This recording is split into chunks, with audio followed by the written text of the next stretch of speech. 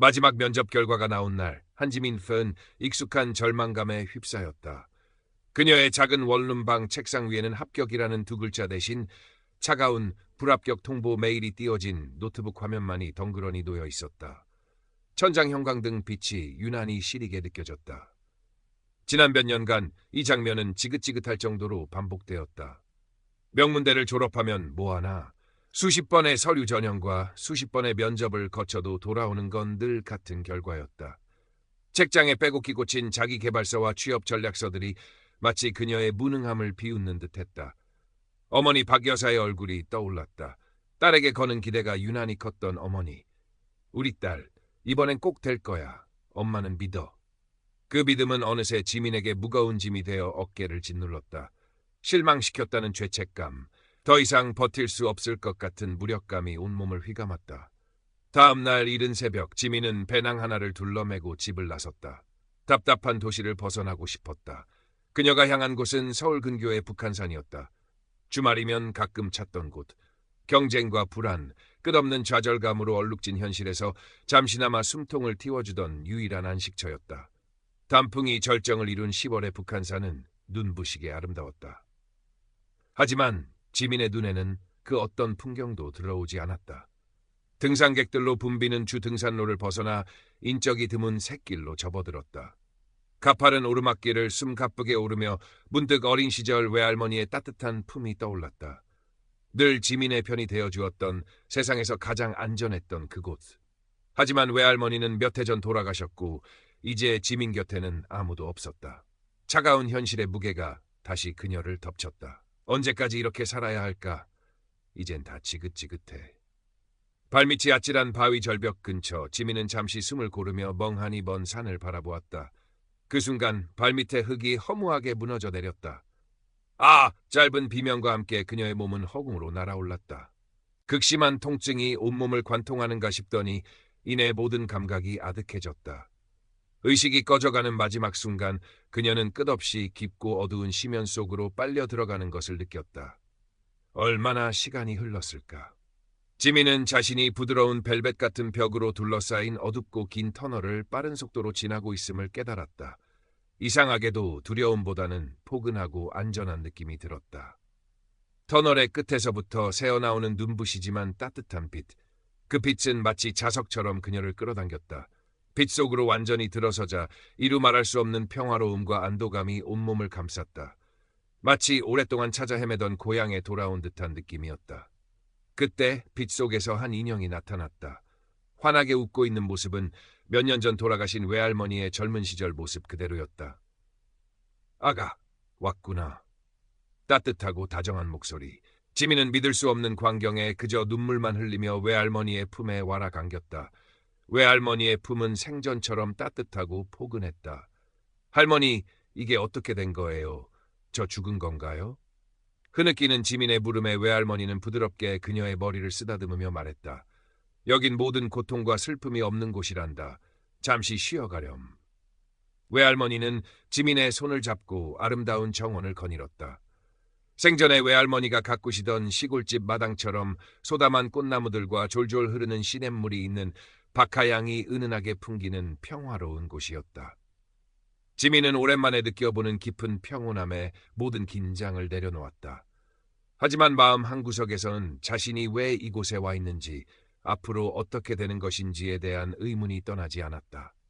정원을 지나자 사방이 거울로 된 신비로운 방이 나타났다. 외할머니는 그곳을 거울의 방이라고 불렀다. 아가, 이제 내 삶을 돌아볼 시간이란다. 외할머니의 말과 함께 거울들이 하나둘씩 빛나기 시작했다. 거울 속에는 지민의 지난 삶의 중요한 순간들이 파노라마처럼 펼쳐졌다.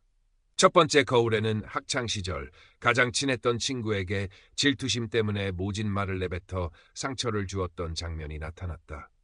당시에는 대수롭지 않게 여겼던 자신의 행동이 친구에게 얼마나 큰 상처를 남겼는지, 친구의 슬픔과 고통이 마치 자신의 것처럼 생생하게 느껴졌다. 가슴을 치는 후회가 밀려왔다. 또 다른 거울에는 부모님의 높은 기대에 부응하려 밤새도록 공부했지만 원하는 결과를 얻지 못해 홀로 방에서 소리 죽여 울었던 자신의 모습이 비쳤다. 그때 느꼈던 좌절감, 무력감, 그리고 부모님에 대한 죄송스러움이 다시 한번 온몸을 휩쓸었다. 취업 면접에서 수없이 떨어지고 겉으로는 괜찮은 척했지만 속으로는 한없이 무너져 내렸던 순간들. 자신의 이기심과 어리석음으로 인해 다른 사람에게 상처를 주었던 기억들. 반대로 타인의 무심한 말 한마디에 깊은 상처를 받았던 기억들이 쉴 새 없이 거울 속에 나타났다 사라졌다. 하지만 고통스러운 기억만 있었던 것은 아니었다. 길을 잃고 울고 있던 어린아이의 손을 잡고 엄마를 찾아주었을 때 아이 엄마가 건네던 고마움 가득한 미소.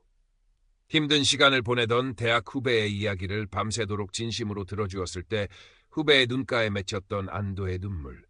아주 사소했지만 진심으로 타인에게 마음을 나누었던 순간의 따뜻함과 보람도 생생하게 되살아났다. 지민은 자신의 삶이 얼마나 많은 후회와 상처, 그리고 동시에 작은 기쁨과 따뜻함으로 얼룩져 있었는지 깨닫고 하염없이 눈물을 흘렸다. 그 눈물은 후회의 눈물이자 동시에 정화의 눈물이었다. 삶의 회고를 통해 지민은 자신이 그토록 갈망했던 사회적 성공이나 물질적 성취가 삶의 본질적인 가치가 아님을 어렴풋이 깨닫기 시작했다. 수많은 스펙과 자격증보다 진심 어린 말 한마디, 따뜻한 눈빛, 작은 친절이 한 사람의 영혼에 얼마나 큰 영향을 미치는지 절실히 느꼈다. 진정한 가치는 경쟁과 성취가 아닌 사랑과 연결, 이해, 그리고 진심을 다한 나눔 속에 있다는 것을 마음 깊이 새기게 되었다. 외할머니는 지민의 어깨를 부드럽게 감싸 안으며 미소 지었다. 아가, 모든 경험은 다 배움이란다. 중요한 것은 네가 무엇을 느끼고 깨달았느냐는 것이지. 외할머니는 지민의 손을 다시 잡고 더 깊고 밝은 빛 속으로 이끌었다. 그곳에서 지민은 자신이 무한한 우주의 작은 한 부분이며 동시에 모든 존재가 빛의 강물처럼 하나로 연결되어 있음을 체험했다. 형언할 수 없는 거대한 사랑과 평화가 온 우주에 가득했고 아름다운 음악이 마치 천상의 소리처럼 그녀를 감쌌다. 마치 영원히 그곳에 머물고 싶은 지극한 행복과 기쁨을 느꼈다. 이곳이 바로 모든 것의 시작이자 끝, 근원과의 합일임을 직감했다. 시간도 공간도 의미 없는 오직 순수한 존재와 사랑만이 가득한 그곳에서 지민은 진정한 자유와 해방감을 맛보았다. 황홀한 체험도 잠시 외할머니의 목소리가 들려왔다. 아가, 이제 돌아갈 시간이란다. 내게는 아직 이승에서 해야 할 일이 남아있단다. 지민은 그 말을 믿고 싶지 않았다. 이 고통 없고 평화로운 곳을 떠나 다시 그 차갑고 경쟁적인 현실로 돌아가야 한다니. 싫어요, 할머니. 저 그냥 여기에 남고 싶어요. 그녀는 어린아이처럼 매달리며 애원했다. 외할머니는 슬픔과 사랑이 뒤섞인 눈빛으로 지민을 바라보며 말했다. 내가 있어야 할 곳은 여기가 아니란다. 너를 기다리는 사람들이 있어. 그 순간 현실에 홀로 남겨져 슬퍼하고 있을 어머니의 창백한 얼굴이 뇌리를 스치고 지나갔다. 어쩔 수 없이 돌아가야 함을 받아들이는 순간 방금 전까지 너무나도 생생했던 근원에서의 기억과 외할머니에게 들었던 수많은 지혜로운 말들이 마치 아침 안개가 걷히듯 빠르게 희미해지고 사라져가는 것을 느꼈다. 지민은 절박하게 그것들을 붙잡으려 했었지만 소중한 기억들은 손가락 사이로 모래알처럼 빠져나갔다. 깊은 슬픔과 상실감, 그리고 알 수 없는 두려움이 그녀를 덮쳤다. 안 돼. 잊고 싶지 않아. 그녀의 절규는 공허한 메아리가 되어 흩어졌다. 지민 씨, 한지민 씨, 정신이 좀 들어요? 익숙하면서도 낯선 남자의 목소리가 귓가를 파고들었다.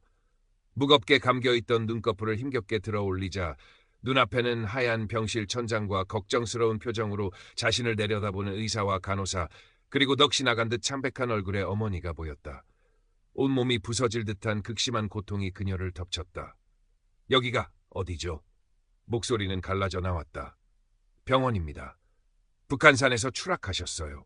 다행히 등산객에게 빨리 발견돼서 응급수술을 받으셨습니다. 자신을 담당 의사 김도훈이라고 소개한 30대 중반의 남자가 차분하지만 사무적인 말투로 설명했다. 늑골과 왼쪽 다리에 골절상을 입었고 머리에도 심한 타박상을 입었다고 했다. 육체적인 고통보다 더 지민을 혼란스럽게 하는 것은 방금 전까지 겪었던 너무나도 생생한 임사체험의 기억들이었다.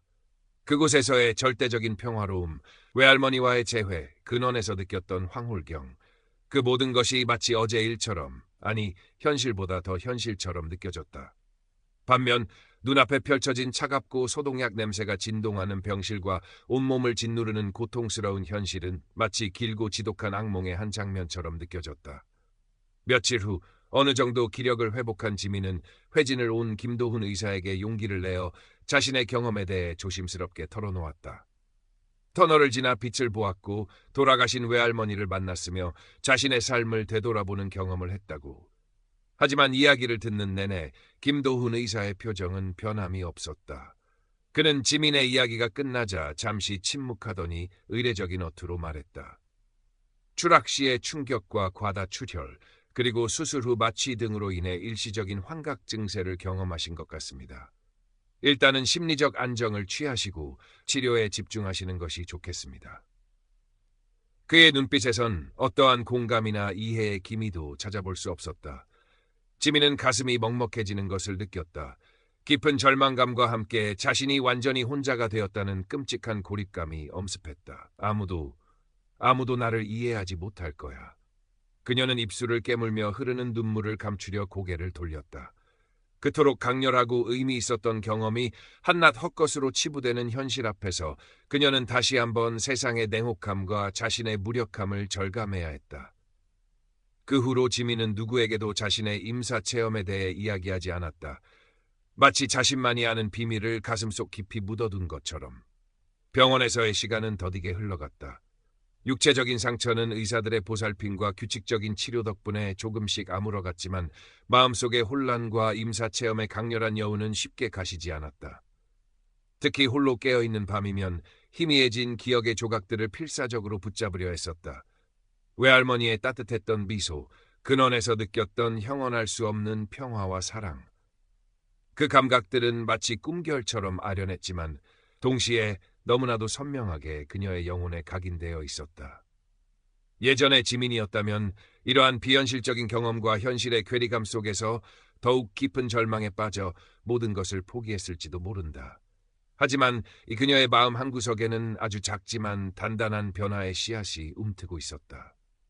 임사체험에서 어렴풋이 깨달았던 친절과 연결의 중요성을 떠올리며 그녀는 아주 작은 행동부터 실천하기 시작했다.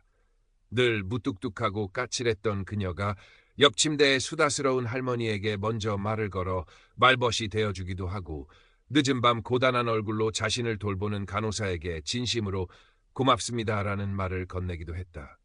의아해하는 사람들의 시선도 있었지만 지민은 개의치 않았다. 그 작은 행동들이 그녀에게는 꺼져가던 삶의 의지를 되살리는 작은 불씨와 같았다.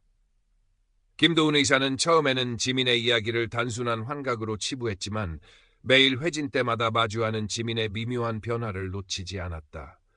이전에 날카롭고 방어적이던 태도 대신 어딘가 차분해지고 부드러워진 눈빛, 그리고 타인을 대하는 태도의 작은 변화들이 그의 눈에 들어왔다.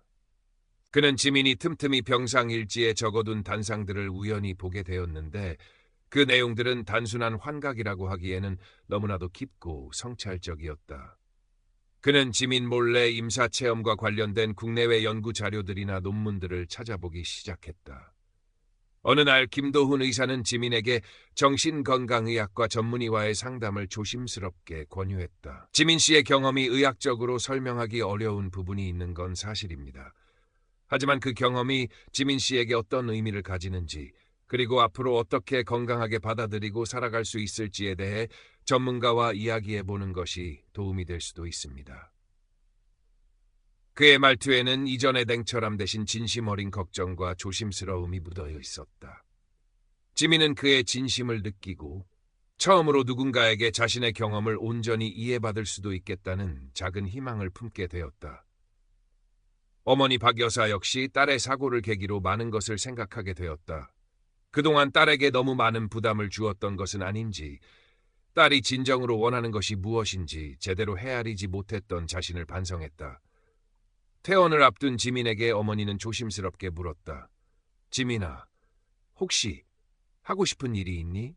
꼭 대기업이 아니어도 괜찮아. 네가 행복한 일을 했으면 좋겠다.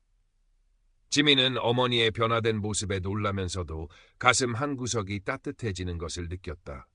그녀는 어머니에게 자신의 모든 경험을 다 털어놓지는 못했지만 자신이 느꼈던 감정과 앞으로 어떻게 살고 싶은지에 대해 조금씩 그리고 솔직히 이야기하기 시작했다. 서툴지만 진솔한 모녀 간의 대화는 오랜 시간 서로를 짓누르던 벽을 조금씩 허물어갔다. 몇 주간의 입원 치료와 힘겨운 재활을 마치고 지민은 마침내 퇴원했다. 그녀가 돌아온 서울의 풍경은 여전히 분주하고 경쟁적이었지만 이제 그것을 바라보는 지민의 시선은 이전과 달랐다. 더 이상 높은 빌딩 숲과 화려한 네온 사인이 그녀를 주눅들게 하지 못했다. 퇴원 후 지민의 삶은 예상대로 이전과는 다른 방향으로 흐르기 시작했다. 더 이상 각종 취업 스터디와 자격증 시험에 목을 매지 않았다. 대신 그녀는 아주 오랫동안 잊고 지냈던 것들을 하나씩 꺼내들었다. 가장 먼저 한 일은 친구의 갑작스러운 죽음 이후 단 한 줄도 쓰지 못하고 덮어두었던 낡은 일기장을 다시 펼치는 것이었다. 북한산에서 보았던 눈부신 단풍, 추락 직전에 아찔했던 순간, 그리고 무엇보다 임사 체험에서 경험했던 신비로운 순간들과 그 과정에서 얻은 깨달음들을 서툰 글로나마 한자 한자 적어 내려갔다. 글을 쓰는 동안 그녀는 마치 자신의 상처 입은 영혼을 스스로 치유하는 듯한 느낌을 받았다. 주말이면 집 근처 작은 도서관을 찾아 다양한 분야의 책들을 읽었고 우연히 지역신문에서 본 유기견 보호소 자원봉사자 모집 공고를 보고 망설임 없이 신청했다. 버려진 동물들의 상처 입은 눈망울을 보며 연민을 느꼈고 그들을 돌보는 과정에서 조건 없는 사랑과 교감의 기쁨을 배웠다. 물론 그녀의 미래는 여전히 안개 속처럼 불확실했다. 때때로 과거의 불안감과 무력감이 불쑥 고개를 저들기도 했다. 하지만 이제 그녀는 예전처럼 쉽게 좌절하거나 포기하지 않았다. 죽음이 끝이 아니라는 막연하지만 강한 믿음, 그리고 하루하루 주어지는 삶의 순간들이 얼마나 소중한지를 깨달았기 때문이었다. 그녀는 자신만의 속도로 자신만의 의미를 찾아 한 걸음씩 나아가기 시작했다. 차가운 바람이 불어오던 초겨울의 어느 늦은 오후, 지민은 자신의 작은 원룸 창가에 앉아 새로 산 작은 다육이 화분에 조심스럽게 물을 주고 있었다. 창밖으로는 앙상한 나뭇가지 사이로 마지막 햇살이 따스하게 부서져 내리고 있었다. 문득 임사체험 중 외할머니가 해주셨던 말이 귓가에 잔잔하게 울려 퍼졌다. 아가, 가장 중요한 건 어떤 상황에서도 내 마음의 빛을 잃지 않는 것이란다. 그 빛이야말로 너를 지켜주고 다른 이들을 비춰줄 수 있는 힘이 될 게다. 지민은 희미하게 미소 지었다. 그 미소는 절망의 끝에서 피어난 작은 희망의 꽃과 같았다. 그녀의 새로운 삶은 이제 막 시작되고 있었다.